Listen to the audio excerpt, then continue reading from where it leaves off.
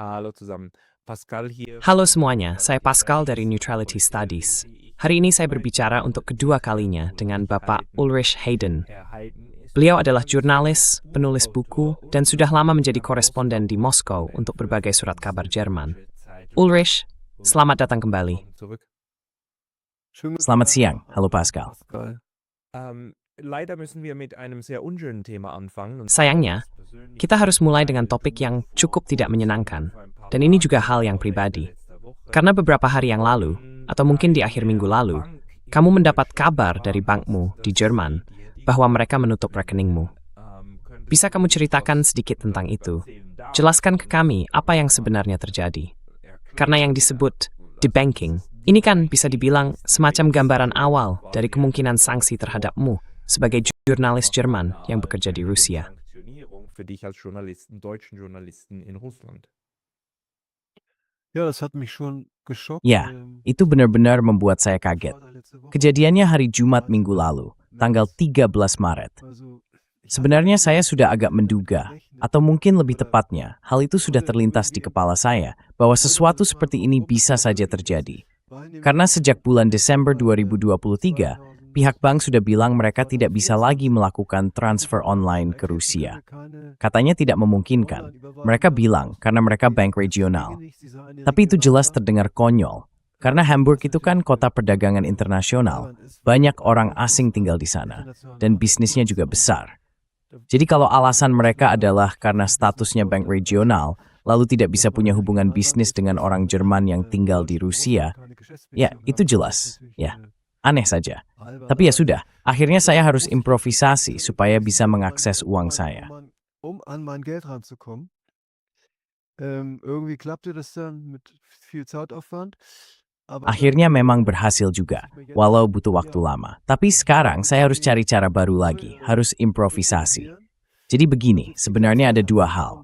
Pertama, soal rekening, dan kedua soal bagaimana caranya mengirim uang dari rekening itu ke Rusia. Nah, soal rekeningnya, mereka benar-benar berputar-putar. Enggan menulis hitam di atas putih, alasan sebenarnya kenapa mereka melakukan itu. Di surat pemutusan hubungan itu hanya ada penjelasan umum. Isinya begini, kami sedang meninjau semua hubungan bisnis dengan nasabah yang tinggal di Rusia dan akan mengakhirinya. Ya, begitu. Lalu di telepon, seorang pegawai bilang, itu ada hubungannya dengan sanksi terhadap Rusia.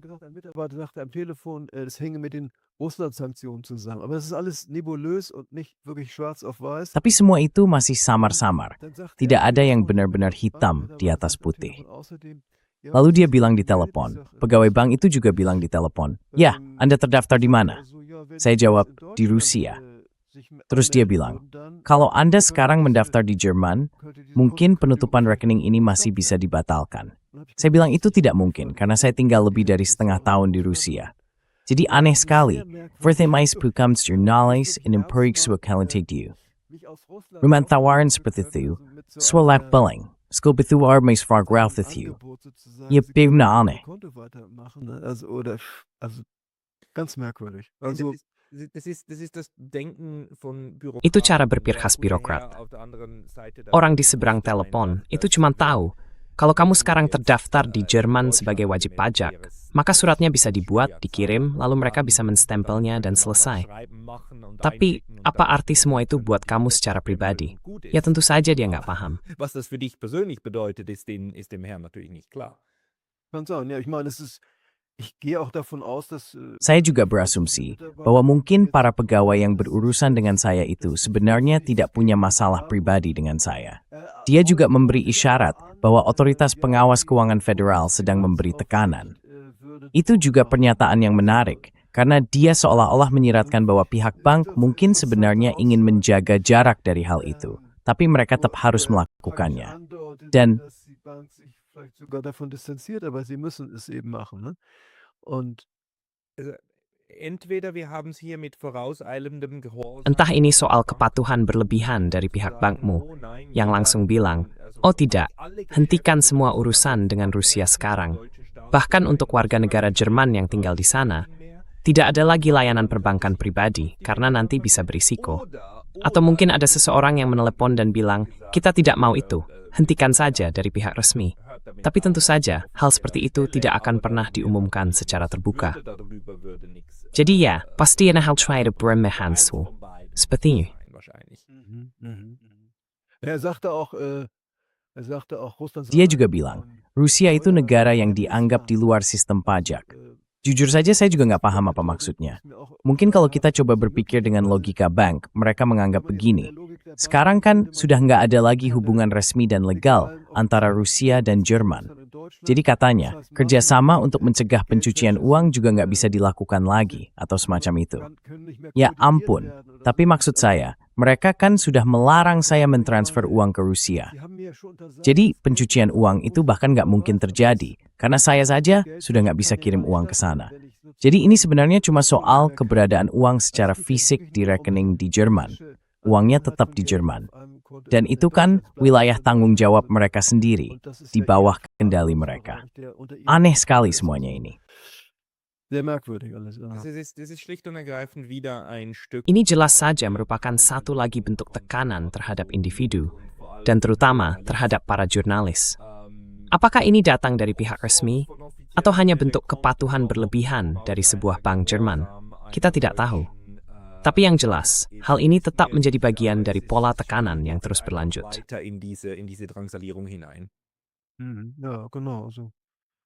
Ya, betul. Saya juga melihatnya begitu. Lalu saya memutuskan untuk bertindak, karena saya memang tidak bisa membiarkan hal itu terjadi. Dalam tanggung jawab saya ingin melakukan segala yang bisa saya lakukan untuk menentangnya. Jadi saya menulis surat kepada Presiden Jerman, Frank-Walter Steinmeier, di mana saya menjelaskan secara singkat situasi saya, dan berharap beliau akan menjawab. Apakah beliau akan membantu saya? Saya tidak tahu. Kesempatannya memang tidak besar, tapi setidaknya saya ingin mencoba.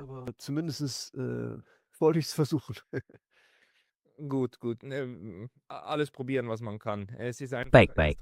Coba saja semua yang bisa dilakukan. Sekarang ini memang sedih, karena soal sanksi ini, soal pemberian sanksi, dan untungnya kamu sendiri tidak terkena sanksi resmi, tapi tekanan itu terus diperketat.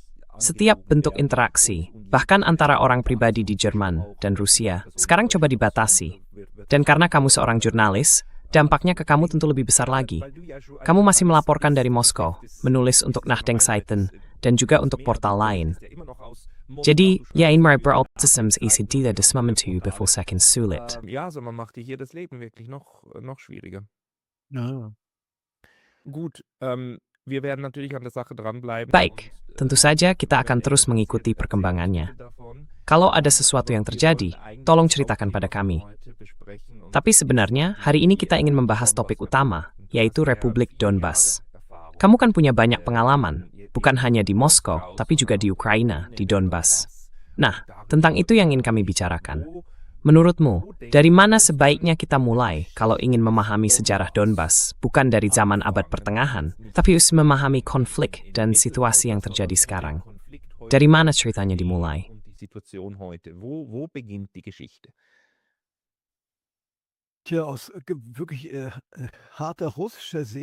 Kalau dilihat dari sudut pandang Rusia yang benar-benar keras, kita bisa mulai dari tahun 1918. Waktu itu sudah pernah ada yang disebut Republik Donbas. Itu terjadi di masa Perang Saudara di Ukraina. Donbas sejak dulu memang banyak dihuni orang Rusia, karena wilayah itu adalah daerah industri yang dibangun untuk kepentingan Kekaisaran Rusia. Di sana ada banyak batu bara, lalu didirikan juga pabrik-pabrik baja. Jadi bisa dibilang, Donbas memang bagian dari kawasan industri Rusia. Nah, kemudian muncul yang disebut Republik Donbas Merah. Tapi Lenin waktu itu berkata tidak. Donbas harus menjadi bagian dari Republik Sosialis Soviet Ukraina.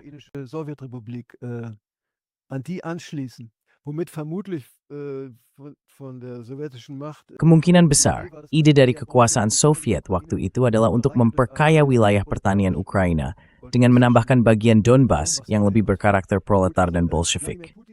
Vladimir Putin sangat marah soal itu, dan dia bilang, para Bolshevik pada telah mengkhianati kepentingan Rusia. Akibatnya, bahasa Rusia justru tersisih, sementara pro-Ukra diutamakan. Jadi, orang Rusia mesnifti merasa didiskriminasi karena pembentukan Republik Sosialis Soviet Ukraina. And there's a breath in either way. Künstliche Schaffung der ukrainischen sozialistischen Sowjetrepublik. Und also da war so eine positive Diskriminierung gegen. Jadi memang ada semacam diskriminasi positif terhadap orang Rusia demi mendukung budaya dan bahasa Ukraina. Dan itu memang benar. Sejauh yang bisa saya periksa, ada benarnya juga. Dalam konflik dengan Ukraina, menarik juga kalau dilihat dari sisi sejarah.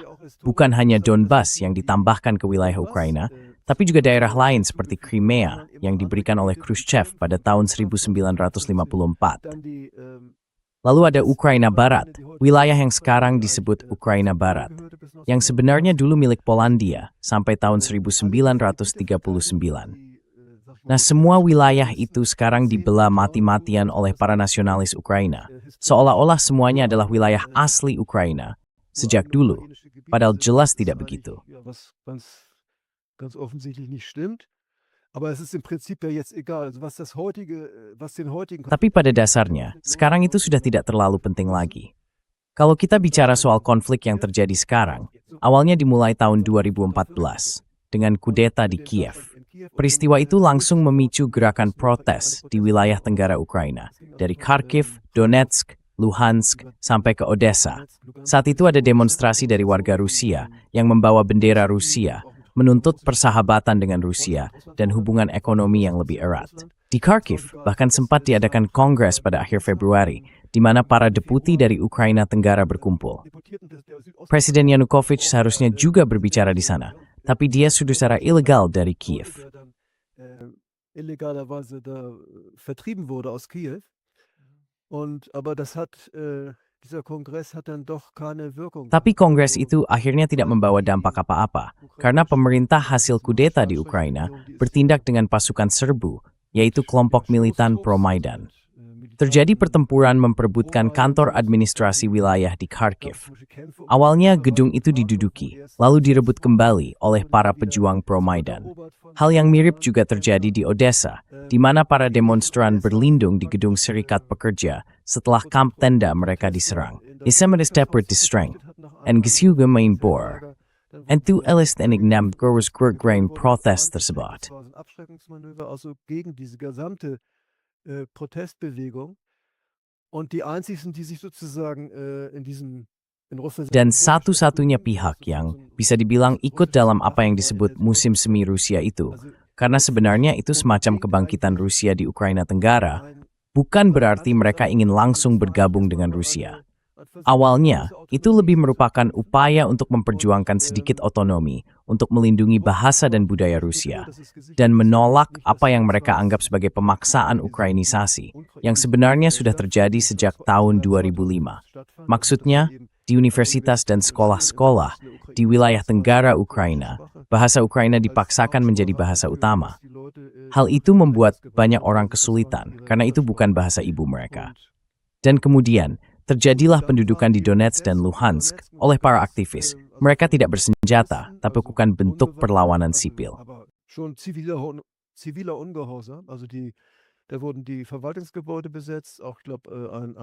Waktu itu gedung-gedung pemerintahan diduduki, termasuk di Luhansk, bahkan gedung dinas intelijen juga. Itu terjadi pada bulan Maret dan April 2014. Lalu pemerintah di Kiev, di bawah Turchinov, yang saat itu menjabat sebagai presiden sementara Ukraina, melancarkan operasi anti-teror pada tanggal 13 April. Pasukan dikirim ke wilayah tenggara Ukraina, ke Luhansk dan Donetsk. Setelah itu, dimulai serangan udara. Terjadi serangan dan pertempuran di sekitar bandara-bandara di sana. Dan kalau kita lihat rekaman dari waktu itu, gambarnya sangat kuat. Terlihat kendaraan lapis baja Ukraina dengan tentara Ukraina di atasnya. Dan di depan mereka, warga sipil berusaha menghentikan kendaraan-kendaraan itu hanya dengan tangan kosong.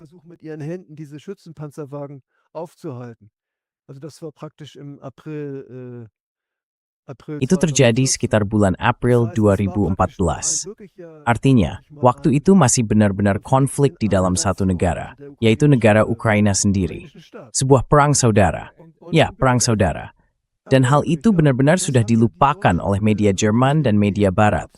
Mereka seolah tidak lagi menyadari bahwa orang-orang di Donbas waktu itu turun ke jalan, mendirikan barikade, mengadakan rapat besar seperti yang saya bilang tadi, dengan membawa bendera Rusia dan sebagainya. Mereka melakukan itu karena merasa disingkirkan.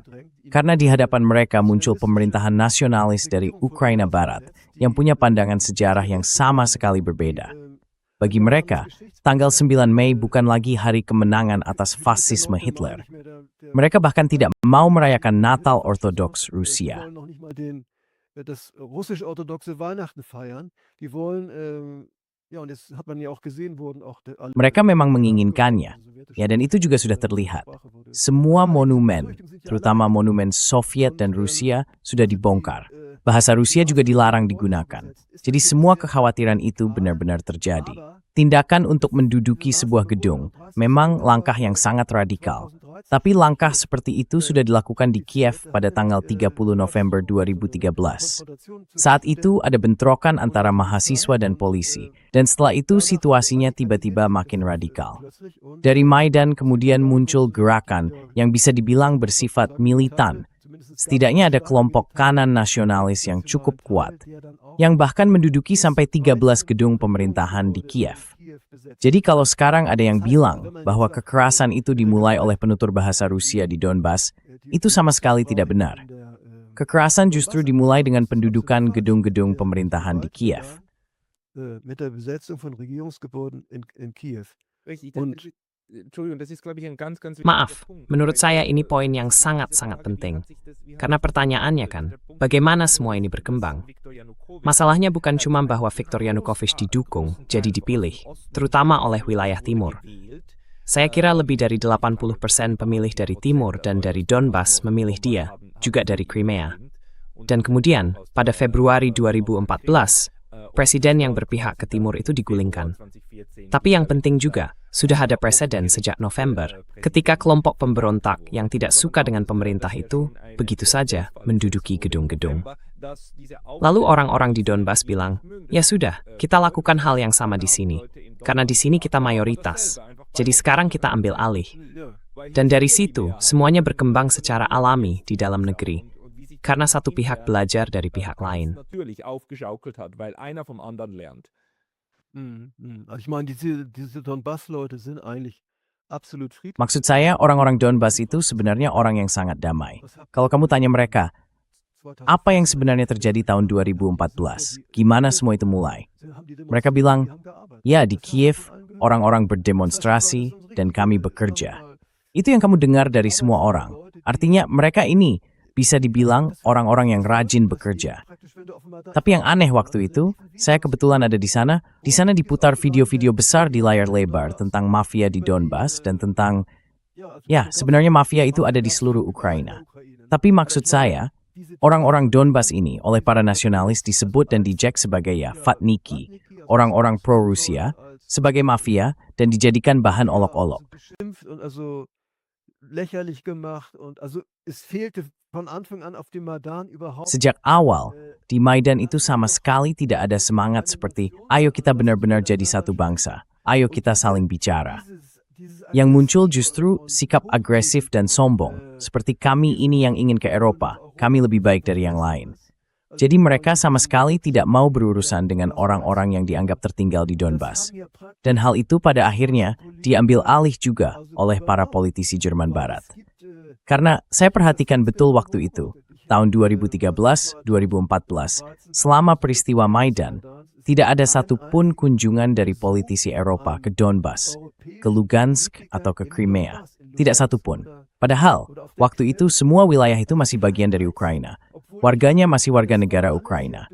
Jadi bagaimana bisa seseorang membagikan roti di Maidan dan merasa bangga dengan itu?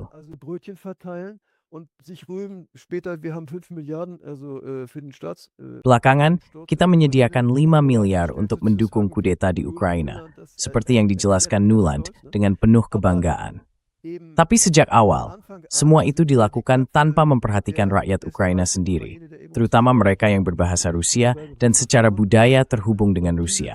Dan fakta bahwa hal ini sama sekali tidak disebutkan di media Jerman, itu sendiri sudah merupakan hal yang memalukan. Di sana, cerita yang disampaikan hanya berfokus pada Ukraina bagian barat. Padahal, itu sebenarnya hanya sebagian kecil-kecil dari Ukraina. Karena di negara itu ada banyak ragam hubungan dengan Barat. Memang, pengaruh Barat lebih kuat di Ukraina Barat. Sementara Ukraina Tengah dan Tenggara cenderung lebih dekat ke Rusia. Die Südostukraine, die stärker zu Russland tendiert. Also unvorstellbar. Das ist ja das Wahnsinnige an dem ganzen Narrativ. Yang luar biasa dari seluruh narasi ini adalah ketika dari Eropa, dari Jerman, dari Swiss, dan seterusnya dikatakan kita harus mendukung orang Ukraina. Kita harus membantu mereka, laki-laki maupun perempuan. Tapi kalau kita tanya, ya yang mana sebenarnya? Kenapa tidak membantu mereka yang dari timur? Mereka juga sebenarnya tidak ingin ke Rusia. Mereka sekarang hidup di bawah pendudukan. Lalu kalau kita tanya lagi, kenapa sebenarnya lebih stad di Ukraina juzum time menarik ke Rusia? Nah, itu juga sesuatu yang perlu dijelaskan. Dan di titik itu, orang-orang di Eropa mulai marah. Und dann werden die Leute schon wütend in Europa. Weil dann merken sie, dass man nicht mit ihnen einverstanden ist. Karena saat itu mereka sadar bahwa kita tidak sependapat dengan mereka. Dengan narasi bahwa seluruh Ukraina, semua orang Ukraina, ingin bebas dari Rusia, dan Rusia cuma membayar 2 atau 3 mafia, lalu langsung menyerbu. Ya jelas tidak begitu kejadiannya. Di Donbas itu, karena narasi kita kan justru bilang, di Donbas cuma ada beberapa panglima perang, apa istilahnya, warlord. Dan Rusia memberi mereka uang, lalu Rusia datang membawa pasukannya sendiri, dan bersah semua wilayah itu diduki, sementara pendudukan ditekan tangan besi. Kira-kira begitu kan cerita di sini. Tapi itu omong kosong murahan kan?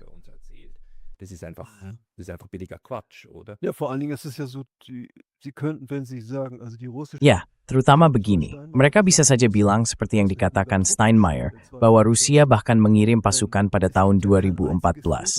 Tapi faktanya, tidak ada satupun foto, tidak ada satupun video yang menunjukkan pasukan Rusia atau angkatan bersenjata Rusia. Tidak ada sama sekali. Satu-satunya hal yang ada hanyalah pernyataan terbuka dari Putin dan juru bicaranya Peskov yang mengatakan bahwa memang benar ada ribuan orang Rusia yang, seperti yang mereka bilang di Rusia, mengikuti panggilan hati mereka dan pergi ke Donbas untuk mendukung orang-orang Rusia di sana. Maksud saya, ada juga orang Jerman yang pergi ke Ukraina dan berperang di pihak pemerintah Ukraina. Auf Seiten der ukrainischen Regierung, also da hat man nichts dagegen, aber Ya, tidak ada yang menentang hal itu. Tapi, pertama-tama ini adalah fakta. Tidak ada bukti bahwa Rusia benar-benar terlibat secara militer di sana. Saya yakin Rusia punya penasihat di sana, yang juga membantu para pemberontak. Terutama ketika Republik Rakyat itu dibentuk, mereka membantu menata sedikit keadaan. Karena di Republik-Republik Rakyat itu misalnya, ada banyak batalion yang menguasai wilayahnya masing-masing, dan situasinya benar-benar tidak jelas. Di dalam Republik Donetsk sendiri ada beberapa wilayah kecil yang terpisah. Dan juga tidak jelas kenapa Republik Rakyat Lugansk dan Donetsk tidak langsung bergabung sejak awal.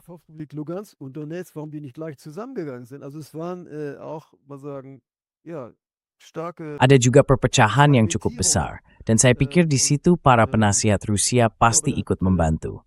Mungkin bahkan ada penasihat militer yang benar-benar terlibat di lapangan.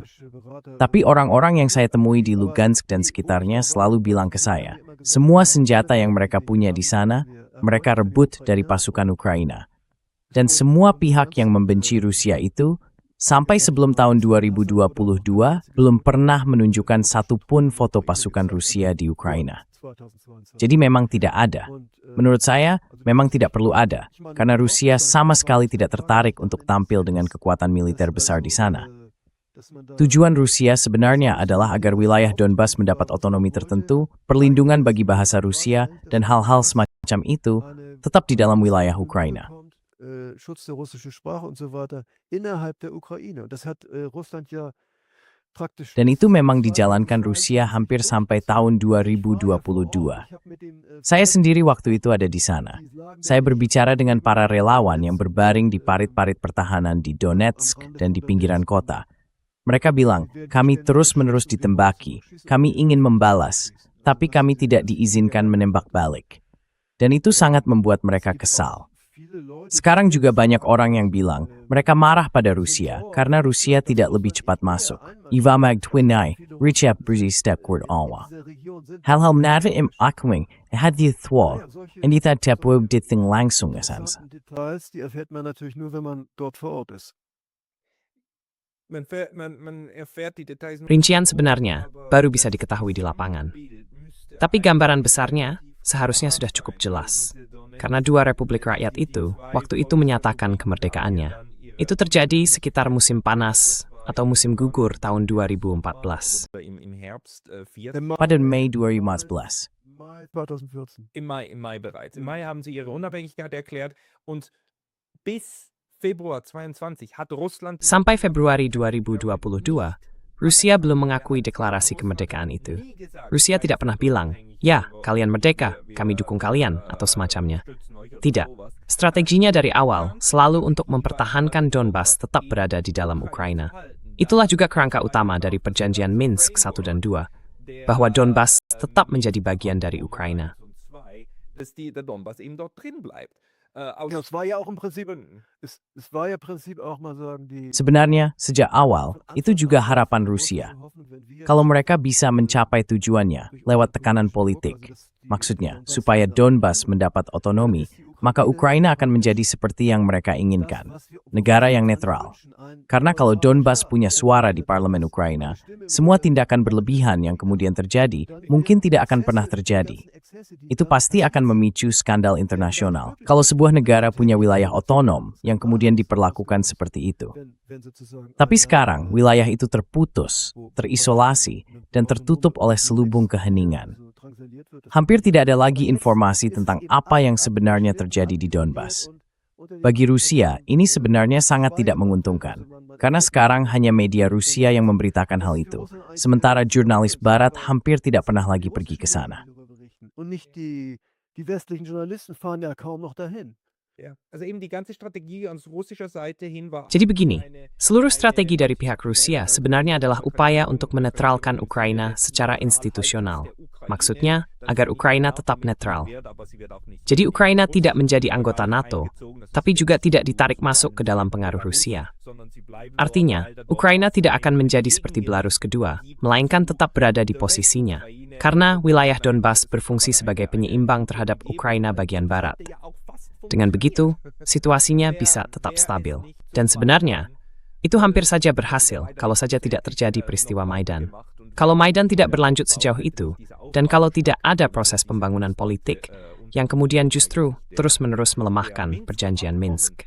Menurut saya, Putin setuju dengan pendekatan itu, karena dianggap sebagai solusi yang bisa diterima untuk hubungan bertetangga yang baik.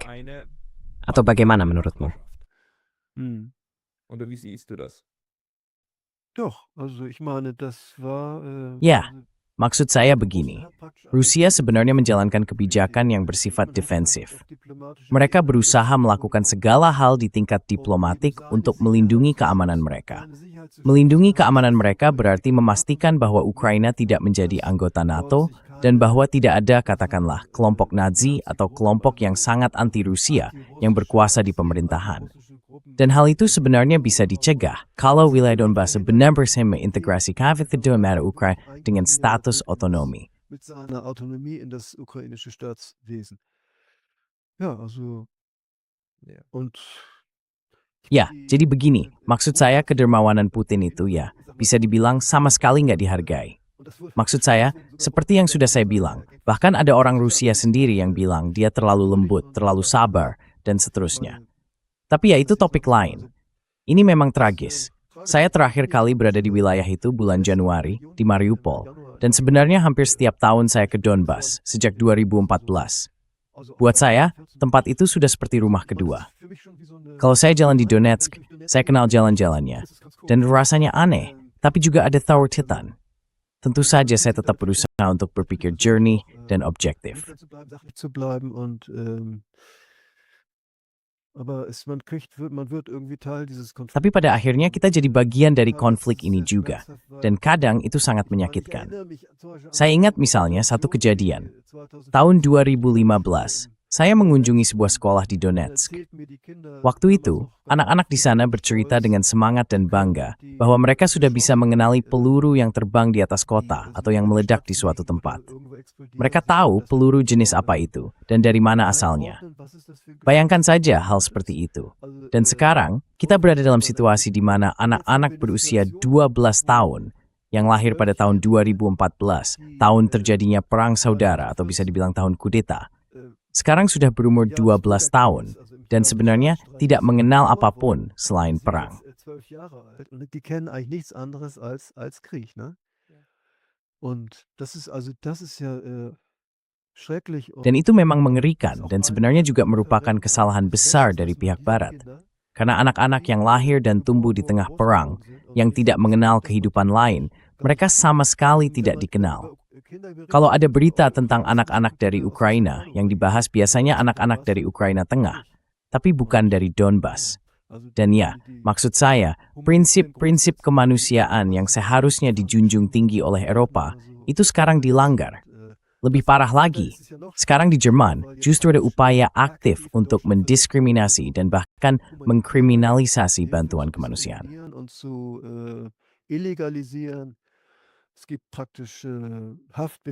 Ada, secara praktis, surat perintah penangkapan terhadap anggota organisasi kemanusiaan Friedensbrücke Donbas.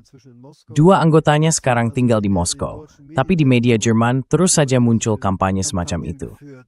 Sebuah divisi perlindungan negara bahkan menggeledah beberapa apartemen di Brandenburg dan Berlin, tapi mereka tidak menemukan siapapun. Padahal sudah lama diketahui bahwa orang-orang itu tinggal di Moskow. Mereka sudah menjadi emigran karena takut untuk tetap tinggal di Jerman. Lalu dipaksakanlah narasi bahwa bantuan kemanusiaan itu sebenarnya bukan bantuan kemanusiaan, melainkan katanya pengiriman terselubung suku cadang yang bisa digunakan juga untuk keperluan militer.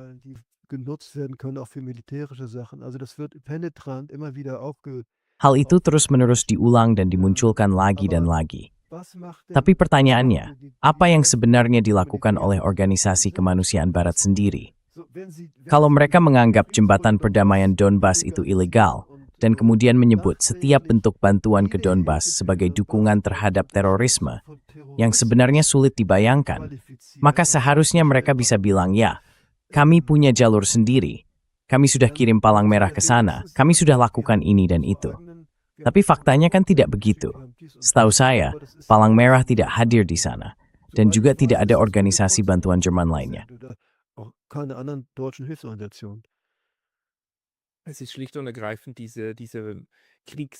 Emang, isu är mentari sprang.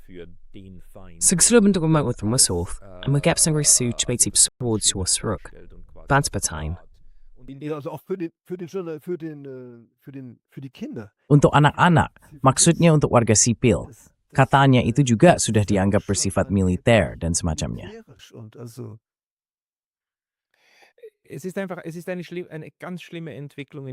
Ini memang situasi yang sangat buruk. Perkembangan yang benar-benar mengkhawatirkan di mana Eropa sedang berada sekarang.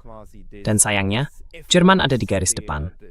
Sikap yang sepenuhnya terfokus pada upaya kita harus menang itu, ya, sebenarnya hal yang sering terjadi dalam perang.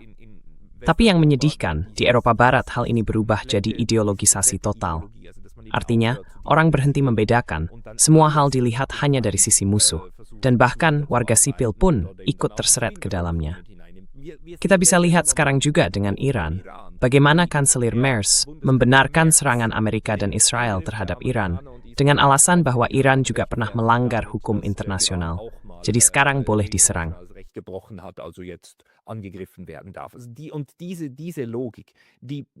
Dan logika seperti itu, sayangnya, terus berlanjut, bahkan sampai ke bantuan kemanusiaan di daerah perang. Apalagi yang harus kita ingat kalau kita bicara tentang Donbas. Sesuatu yang untungnya banyak orang juga sudah tahu. Mungkin tidak di pihak lain, tapi di pihak kita, dalam narasi kita, bahwa antara tahun 2014 sampai 2022, ada 14.000 orang yang tewas di Donbas akibat serangan dari Ukraina Barat. Itu juga biasa besar. Ya, coba asma itu pada sepenuhnya benar. Also das sind ja auch enorme. Ja, das ist nicht ganz richtig. Also, soweit ich weiß, diese Zahl 14.000 bezieht sich Sejauh yang auf saya tahu, angka 14.000 itu merujuk pada wilayah Donbas. Jadi Donbas itu kan sebuah daerah, termasuk Luhansk dan Donetsk. Dan sejak tahun 2014, wilayah itu hanya 2/3-nya yang berada di bawah kendali Republik Rakyat. Sepertiganya masih tetap di tangan Ukraina, bisa dibilang begitu. Kalau PBB menyebut angka 14.000, itu juga termasuk korban di wilayah Donbas yang dikuasai Ukraina. Tapi sebenarnya, itu tidak terlalu penting. Perang saudara tetaplah perang saudara. Orang meninggal di kedua sisi. Pertanyaannya adalah, kenapa sampai terjadi perang saudara? Kita sudah sempat bahas itu. Menurut saya, yang jadi masalah besar adalah 14.000 korban jiwa itu sama sekali tidak muncul lagi di media barat sejak tahun 2022. Padahal, angka itu jelas menunjukkan bahwa perang sudah terjadi sebelumnya. Sudah ada 14.000 orang yang tewas. Napi the Amstages Torsmong and Nemrut bangun. Kosmos Hari is terus diulang bahwa Rusia membertepang pada tahun muda. Man muss hier unbedingt täglich wiederholen, dass Russland den Krieg angefangen hat mit der Invasion War in die Ukraine. 2022. Ja. Unprovoziert einmarschiert 2022. Tanpa provokasi, Rusia masuk pada tahun 2022, perang yang tidak diprovokasi. Tapi saya juga sudah membicarakan hal ini dengan Patrick Barb. Bagi saya perang ini paling bisa dipahami kalau kita memecahnya menjadi 3 konflik yang terjadi bersamaan. Pertama, perang saudara di Donbas yang berawal pada tahun 2014. Lalu perang antar negara antara Rusia dan Ukraina, tempat pertempuran sedang berlangsung saat ini. Dan di atas semua itu, ada konflik kekuatan antara NATO dan Rusia yang tentu saja sangat berperan dalam personil situasi ini. Der auch natürlich ganz essentiell dort hineinspielt. Und die drei sind ineinander natürlich vermischt. Ketiga hal itu memang saling bercampur, tapi sebenarnya ini 3 konflik yang berbeda, dengan alasan konflik yang berbeda juga, dan sebagian melibatkan aktor yang tidak selalu hadir di semua tingkatan. Jadi perang saudara dan konflik antar kekuatan besar menurut saya cukup jauh berbeda, meskipun tentu saja saling memengaruhi. Patrick Barb bilang, sebenarnya ada 5 konflik yang berbeda. Menurutmu, bagaimana sebaiknya kita mengurai situasi saat ini? Die momentane Situation am besten auseinanderbröseln. Also man müsste eigentlich ja die Krim auf jeden Fall. Die Krim hat ja auch noch mehr ihre eigene Geschichte. Jadi sebenarnya, kita harus melihat Crimea secara terpisah, karena Crimea punya sejarahnya sendiri. Ada referendum kalau tidak salah, bulan Maret 2014. Lalu pada bulan Mei 2014 ada referendum di Luhansk dan Donetsk.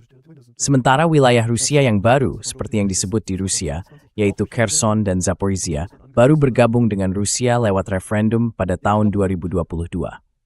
Jadi menurut saya, hal yang paling penting bagi kami, para jurnalis kritis, adalah terus mengingatkan dan menjelaskan kembali bagaimana Republik Rakyat itu terbentuk. Karena itu sebenarnya bukti paling penting bahwa perang di Ukraina bukanlah kesalahan Rusia, melainkan pada akhirnya merupakan reaksi terhadap kudeta yang terjadi. Eine Reaktion ist auf den Staatsstreich. Dan kita harus terus berusaha menceritakan kembali perjuangan Republik Donbas untuk meraih kemerdekaan. Ada banyak film tentang hal itu, dan beberapa di antaranya sangat bagus. Mark Barthain May membuat film pertama. Wilhelm Dunke Schulz juga membuat beberapa film, dan masih banyak lainnya.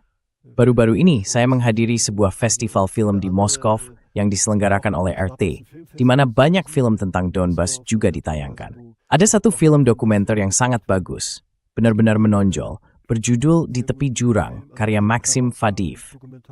Fadiev sebenarnya seorang desainer, tapi sejak tahun 2014 dia mulai membuat film. Dia berasal dari Slavyansk, jadi memang dari wilayah Donbas sendiri. Dengan kamera yang sangat bagus, dia merekam batalion Somali, yaitu batalion sukarelawan. Dan setiap hari, dari pagi sampai malam, is nabaning to reach portraying on the memandirmaning the. Täglich, also von morgens bis abends in Gefahr begeben. Dieses Bataillon ist komplett. Batalion itu sudah habis, semua orangnya tewas.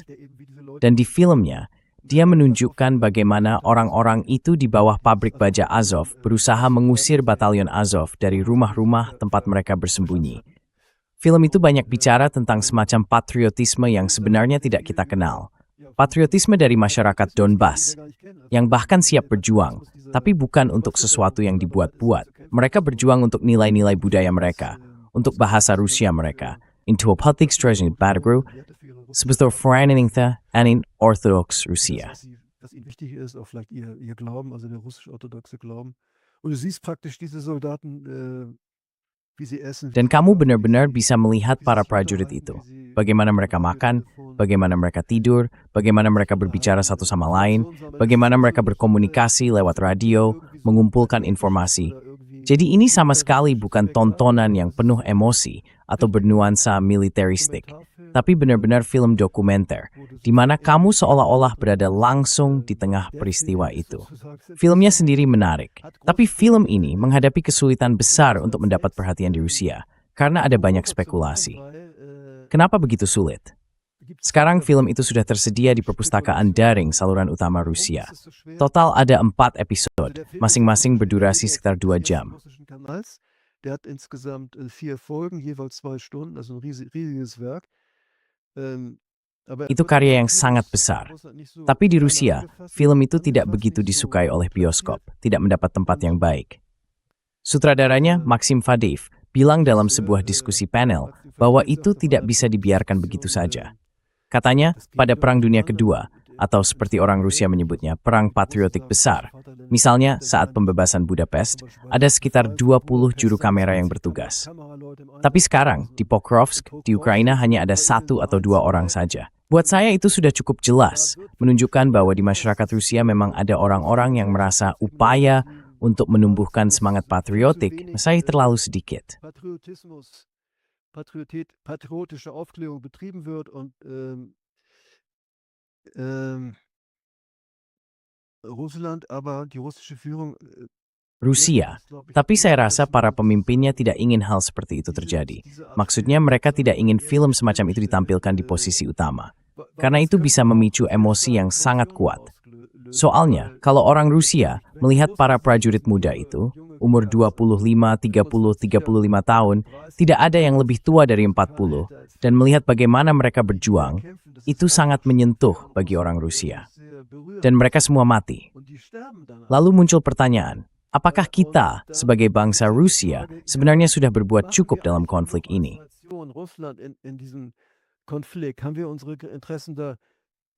Apakah kita sudah benar-benar tegas memperjuangkan kepentingan kita di sana?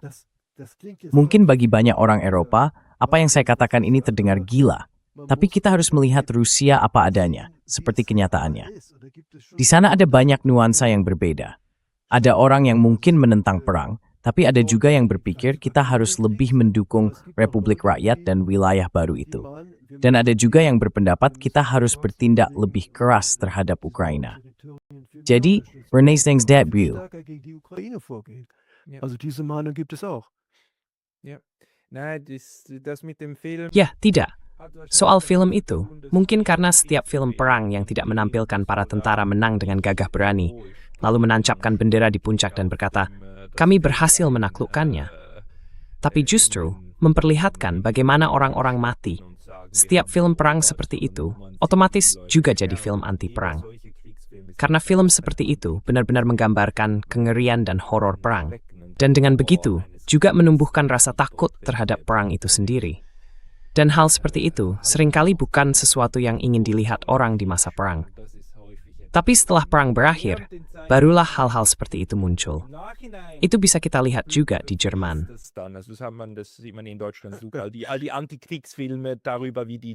Semua film anti-perang yang menunjukkan bagaimana tentara Jerman tewas dalam Perang Dunia Kedua dibuat untuk memperlihatkan betapa mengerikannya perang itu. Dan memang, itu benar-benar mengerikan.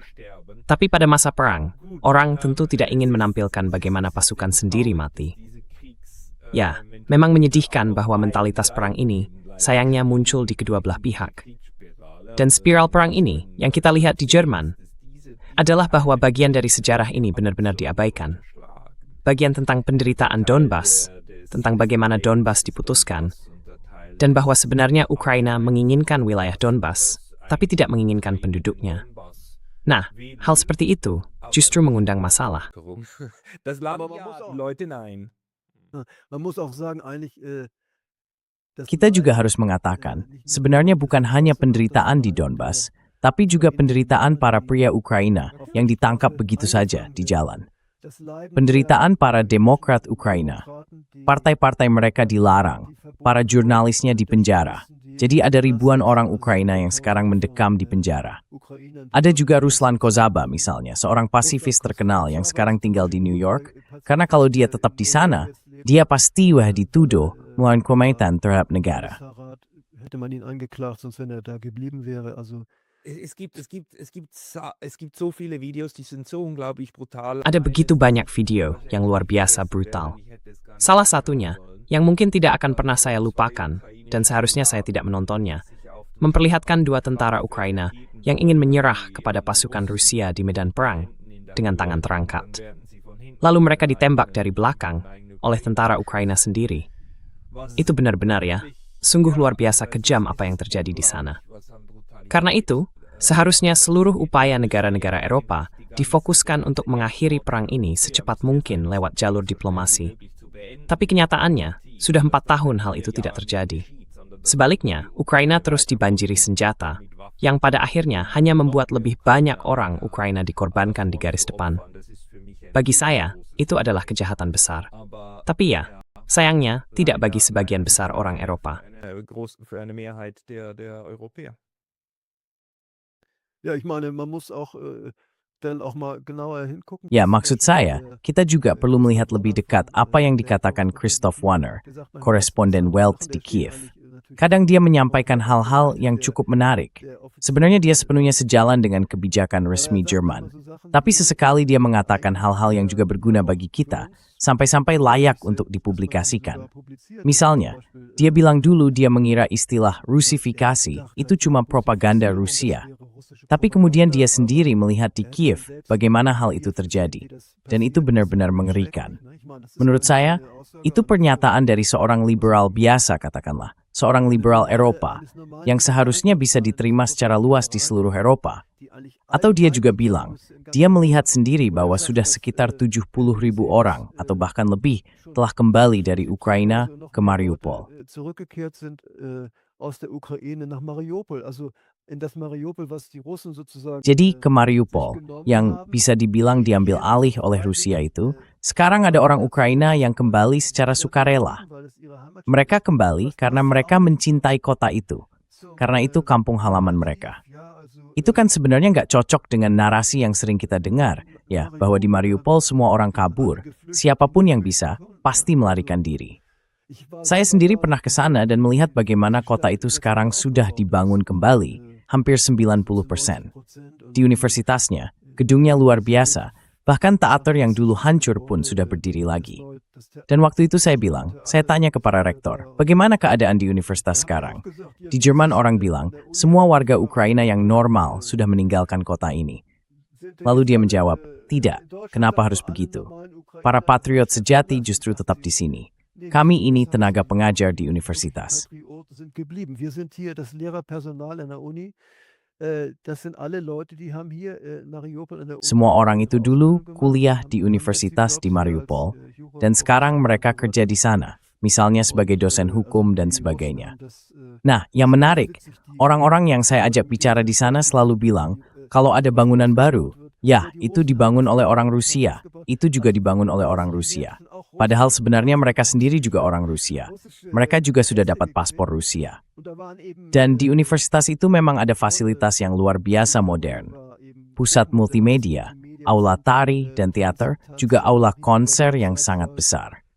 Gedung itu dulu hampir hancur total, karena dulu batalion Azov sempat bersembunyi di ruang bawah tanahnya, dan di situ terjadi pertempuran. Sekarang mereka sangat senang karena semuanya sudah bisa berfungsi lagi. Dass es alles wieder in Gang war. Ich habe das auch gesehen, die Studenten gingen da ein und aus. Saya juga melihat itu. Para mahasiswa keluar masuk di sana. Bahkan ada satu ruangan milik seorang psikolog yang bercerita tentang pengalamannya. Dia sempat bertanya, apakah orang-orang datang ke sini karena dampak perang, karena trauma? Jawabannya, tidak. Kenapa? Kami di sini menangani masalah-masalah biasa yang dialami remaja. Hal-hal seperti itu. Jadi mereka benar-benar berusaha mengembalikan kehidupan normal, membuat semuanya berjalan lagi, meskipun itu sama sekali tidak mudah. Rektor universitas mengatakan, pada tahun 2022, sempat ada situasi di mana banyak orang merasa ragu. Apakah mereka harus meninggalkan kota, atau bahkan meninggalkan Ukraina, atau tetap tinggal? Lalu para dosen di universitas memutuskan untuk memberi contoh yang baik. Mereka bilang, kita akan tetap di sini. Kita akan melibatkan para remaja dalam kegiatan kampus.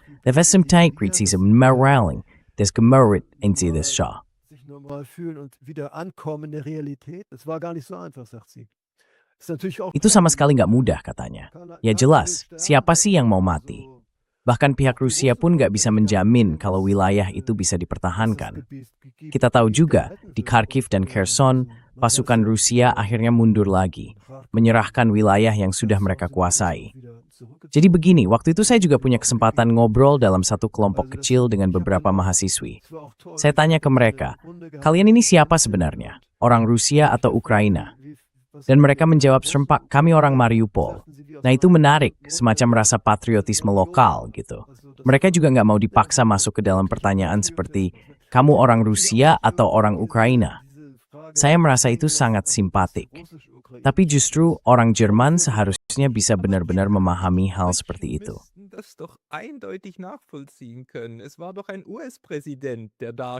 Dulu kan ada seorang presiden Amerika yang berdiri di sana dan menyinggung hal itu. Dia bilang, saya orang Berlin.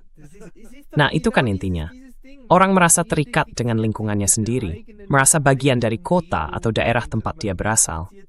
Seorang warga Bayern tahu bahwa dia orang Bayern, dan hal yang sama juga bisa dikatakan tentang orang Jerman secara umum.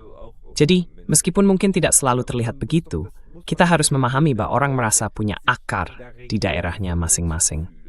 Karena itu aneh kalau kemudian ada yang berpura-pura seolah semua orang Ukraina itu sama, dan semua orang Rusia juga sama.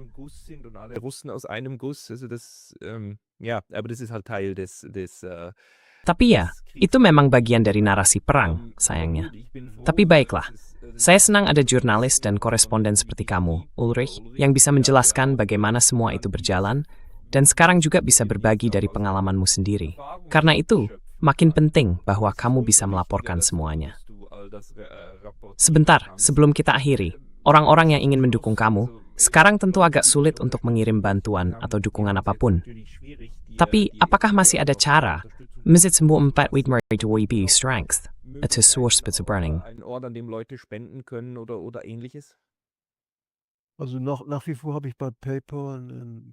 Jadi saya masih punya akun di PayPal, dan untuk saat ini itu satu-satunya yang bisa saya sebutkan.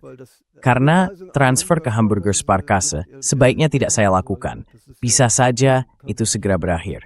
Saya harus memikirkan sesuatu, tapi belum sempat saya pikirkan. Orang-orang yang ingin mendukung, mungkin mereka akan, ya ini kan tidak harus hari ini juga. Jadi nanti saya akan cari solusinya.